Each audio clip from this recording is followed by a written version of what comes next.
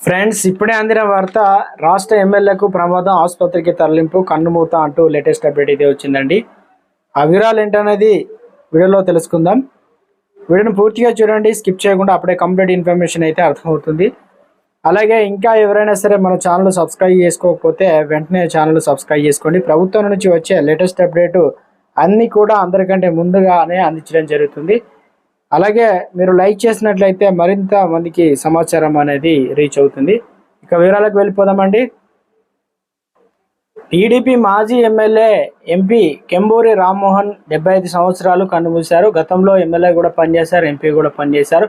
గత కొన్ని రోజులుగా అనారోగ్యంతో బాధపడుతున్న ఆయన ఈరోజు ఉదయం విశాఖలోని ఓ ప్రైవేట్ ఆసుపత్రిలో చికిత్స పొందుతూ మృతి చెందారు.